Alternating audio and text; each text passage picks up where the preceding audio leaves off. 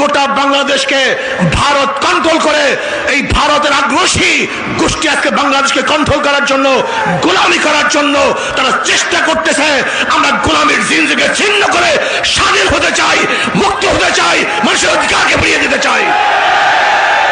ভাইয়ের আমার, আমরা যে আন্দোলন করেছিলাম সাম্যতা রক্ষা করার জন্য, বৈষম্য দূর করার জন্য, সাম্য, মানবিক মর্যাদা, সামাজিক ন্যায় বিচার প্রতিষ্ঠা করার জন্য, আমরা কি দেখলাম যে 5ই আগস্টের পরে আবারও দখলদারি, আবারও চাঁদাবাজি, আবারও তোফাজ্জলকে হত্যা করা হয়েছে, নির্দোষ তোফাজ্জলকে হত্যা করা হয়েছে। আজকে আমার মা বোনকে ধর্ষণ করা হয়েছে। আজকে আমি কি দেখলাম, হাজারো নিরাপরাধ মানুষকে আবারও কেসে দেওয়া হয়েছে, হাজারো গরু লুট করা হয়েছে, ঘর লুট করা হয়েছে, মানুষের অত্যাচার করা হচ্ছে, জুলুম করা হচ্ছে, নির্যাতন করা হচ্ছে। এর জন্য মানুষ আন্দোলন করে নাই, সংগ্রাম করে নাই, রক্ত দেয় নাই। আমরা চাই না জুলুম আর দেখতে, বাংলাদেশের মধ্যে বৈষম্য দেখতে চাই না। আজকে গরিব ছাত্ররা অর্থের অভাবে পড়াশোনা করতে পারবে না, তারা উচ্চ শিক্ষায় শিক্ষিত হতে পারবে না, এইটা আমরা দেখতে চাই না। আজকে আমার মা বোন মিসকিনরা, এতিমরা, বিধবারা না খেয়ে থাকবে, এই বাংলাদেশ আমরা দেখতে চাই না। আজকে আলেমদের সাথে বৈষম্য করা হচ্ছে। সবচেয়ে বেশি বৈষম্য শিকার হচ্ছে আলেমরা।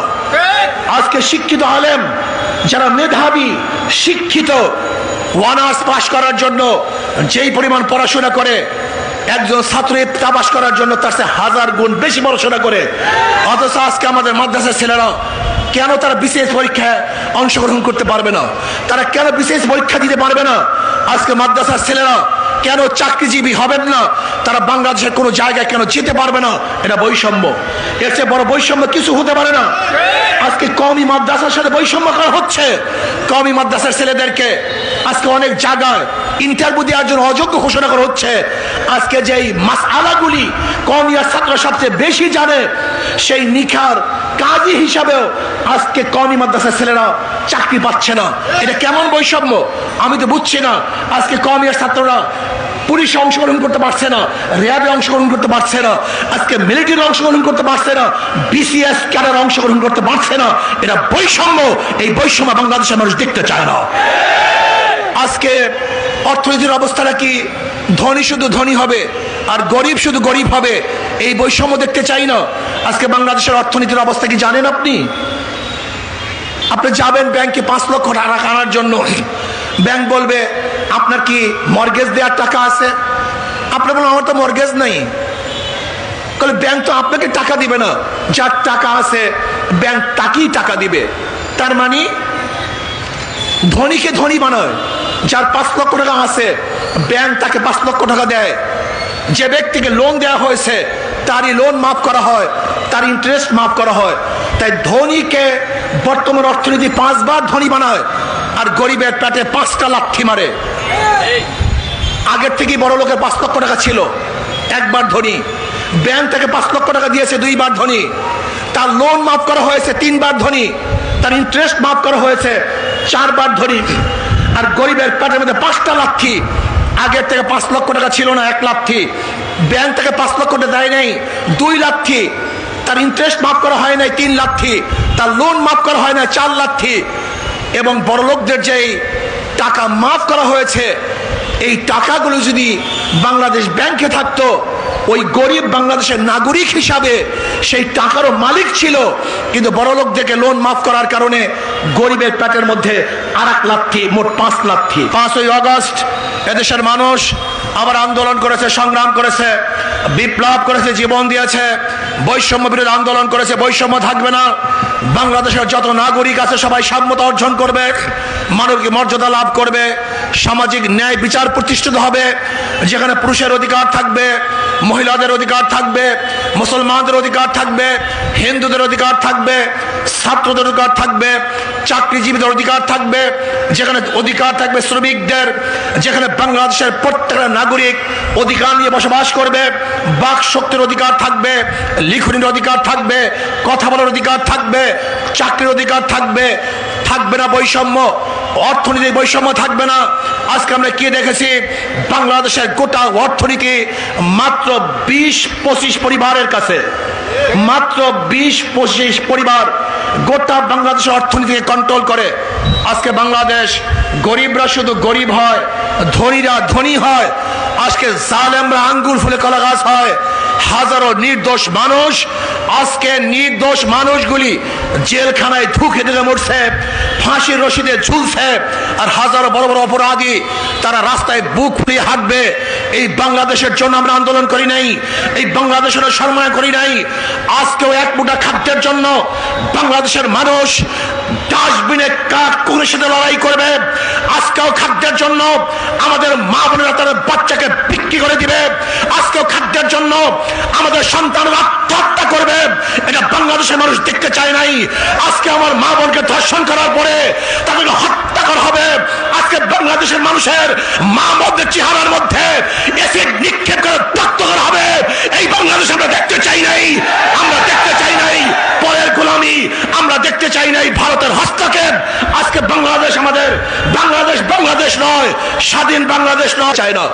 আমি চ্যালেঞ্জ দিয়ে বলতে পারি, যদি ইসলামী অর্থনীতি বাংলাদেশে বাস্তবায়ন হয়, আগামী 5-10 বছর পরে একজন গরিব সীমা, দরিদ্র সীমার নিচে থাকবে না, সব দরিদ্র সীমার উপরে চলে যাবে। আজ আমি চাই যাদের মাধ্যমে এ দেশের গরিবরা গরিব হয়, জুলুম হয়, অত্যাচার হয়, অবিচার হয়, তাদেরকে আমরা ক্ষমতায় দেখতে চাই না। যারা 5ই আগস্টের পরে লুট করছে, চাঁদাবাজি করছে, এদেরকে আমরা দেশের মধ্যে ক্ষমতায় দেখতে চাই না। ভাইরা আমার, আজকের সমস্যা আমাদের মধ্যে, সমস্যা সরকারের মধ্যে নয়, সবচেয়ে বড় সমস্যা হলো জনগণের মধ্যে। এই জনগণ কাকে নির্বাচন করবে, এই নির্বাচন করতে ভুল করার কারণেই তারা বারবার ক্ষতিগ্রস্ত হয়। আপনাকে অবশ্যই মনে রাখতে হবে, একজনের নাম এ, একজনের নাম বি, একজনের নাম সি। এও চোর, বিও চোর, সিও চোর। ক্ষমতা আছে এ, সে কি করবে? কথা বলেন। হটাও এ, বসাও বি, সে কি করবে? হটাও বি, বসাও সি, সে কি করবে? কারণ নেতার পরিবর্তন হয়েছে, দলের পরিবর্তন হয়েছে, নীতি আদর্শের পরিবর্তন হয়নি। ওসি চলে যায়, এসপি পরিবর্তন হয়, ডিসি ট্রান্সফার হয়, কিন্তু দুর্নীতি ট্রান্সফার হয় না। এর কারণটা কোথায়? এর কারণটা হলো নেতা পরিবর্তন হয়েছে, লেকিন নীতি আদর্শ পরিবর্তন হয়নি। মাদার গাছ লাগিয়ে আমের আশা করা যায় না, তেঁতুল গাছ লাগিয়ে মিষ্টি ফলের আশা করা যায় না, চোরের মাধ্যমে চোর মুক্ত দেশ গড়া যায় না, ধর্ষকের মাধ্যমে ধর্ষক মুক্ত দেশ করা যায় না, দুর্নীতিবাজদের মাধ্যমে দুর্নীতি মুক্ত দেশ করা যায় না। যতদিন পর্যন্ত খোদাভীরু আল্লাহওয়ালা নেতৃত্বে দেশের নেতৃত্ব না প্রদান করবেন, ততদিন পর্যন্ত আন্দোলন করবেন, সংগ্রাম করবেন, কিন্তু মানুষের ভাগ্যের পরিবর্তন হবে না। আজকে এটিএম আবু তুরাব, এই সিলেটের সাংবাদিক, বৈষম্য বিরোধী আন্দোলন করতে গিয়ে তিনি শহীদ হয়েছেন। যে জালেমরা তাকে শহীদ করছে, আমরা তাদের বিচার কামনা করছি। আজকে দেখেছেন গোটা বাংলাদেশ চলতেছে ভারতের নিয়ম অনুযায়ী। আমি গিয়েছিলাম আজকে যেখানে ভোলাগঞ্জ পাথর উত্তোলন করা হয়, সেখানে কি অবস্থা? পরিবেশের দোহাই দিয়ে পাথর উত্তোলন করা সম্পূর্ণ বন্ধ করে দিয়েছে। অথচ আমি দেখে আসছি ওয়াদুরি ভারতের মধ্যে, ভারতের সীমানার মধ্যে আমরা দেখেছি সেখানে বুমমিন করে, পাহাড়কে ধ্বংস করে, সেখান থেকে পাথর উত্তোলন করে, তাতে পরিবেশ নষ্ট হয় না। অথচ আমাদের দেশের কিছু ভারতের দালালরা পরিবেশের দোহাই দিয়ে আমাদের দেশের হাজার হাজার হাজার হাজার কোটি কোটি টাকা আজকে তারা নষ্ট করে ফেলেছে। অথচ বিদেশ থেকে, ভারত থেকে পচা পাথর আমি নিজে দেখে আসছি, যেখানে মাটি মাখা খুব পচা মানের পাথর, নিম্নমানের পাথর তারা নিয়ে আসছে। অথচ আমাদের দেশের খনিজ, আমাদের দেশের পাথর আমরা তুলতে পারছি না। আমি অন্তর্বর্তী সরকারকে বলবো, আমি মনে করি যারা পরিবেশের দোহাই দিয়ে পাথর উঠানোকে বন্ধ করেছেন, তারা এদেশের চিন্তা ভাবনা লালন করেন না, তারা ভারতের চিন্তা ভাবনা লালন করেন। তাদের মেজাজ মন এই দেশের মেজাজ মন নয়, তারা ভারতের মেজাজ এবং মন নিয়ে বসবাস করতেছেন। কাজে আমি অন্তর্বর্তী সরকারকে বলবো, অচিরেই আমাদের দেশের পাথর উঠাবার ব্যবস্থা করে দেন। হাজার হাজার লক্ষ লক্ষ গরিব আজকে ক্ষুধার্ত অবস্থা আছে। আপনার পত্রিকায় দেখেছেন আজকে ক্ষুধার তাড়নায় কয়েকদিন আগে এক পরিবার আত্মহত্যা করেছে।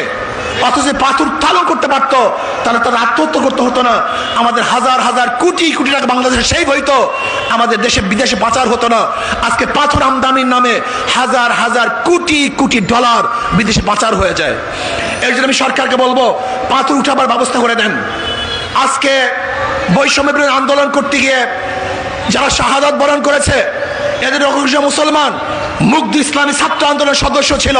আপনারা দেখেছেন গতকালকে যুব আন্দোলনের এক ভাই শহীদ হয়েছে, গুলিতে আহত হয়েছিল, গতকালকে দুনিয়ার থেকে বিদায় হয়ে গেছে। হাজারো মানুষ শহীদ হয়েছে নাস্তিকদেরকে প্রতিষ্ঠিত করার জন্য নয়।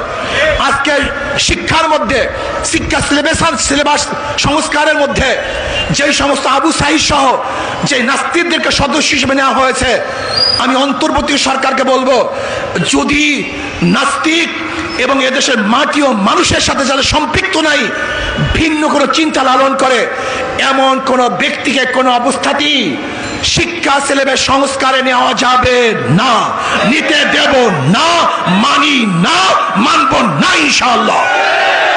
কাজে আসুন আমরা দেশকে ইসলামী সাজে সাজাই, ইসলামী হুকুমাত কায়েম করার চেষ্টা করি। যে ইসলামী হুকুমাত কায়েম করি তাহলে আমার মা বোনেরা ন্যায্য অধিকার ভোগ করবে, আমার মা বোনেরা ধনী হয়ে যাবে, আমাদের মা বোনেরা বড় শিক্ষিতা হয়ে যাবে। এবং যদি ইসলামী হুকুমাত কায়েম করি আমাদের সমস্ত গরিব বাবারা, আমার গরিব মারা দরিদ্র সীমার উপরে চলে যাবে, যেখানে নির্যাতন থাকবে না, অবিচার থাকবে না, বৈষম্য থাকবে না, যেখানে আমাদের মধ্যে সাম্য, মানবিক মর্যাদা, সামাজিক ন্যায় বিচার প্রতিষ্ঠিত হবে। এর জন্য আসুন কাঁধে কাঁধ মিলিয়ে 92% মুসলমানদের দেশে ইসলামী হুকুমাত হবেই হবে, হওয়াই উচিত। এর ব্যতিক্রমে বাংলাদেশের জনগণ সহ্য করবে না, করতে পারে না ইনশাআল্লাহ। কাজে আসুন আগামীতে সবাই ঐক্যবদ্ধভাবে ইসলাম হুকুমাত কায়েম করার জন্য হাত পাকা প্রতীককে শক্তিশালী করবেন, ভোট দিবেন এবং ইসলামী আন্দোলন অন্তর্ভুক্ত হবেন, এই আশাবাদ ব্যক্ত করে আজকে এখানে বক্তব্য শেষ করছি।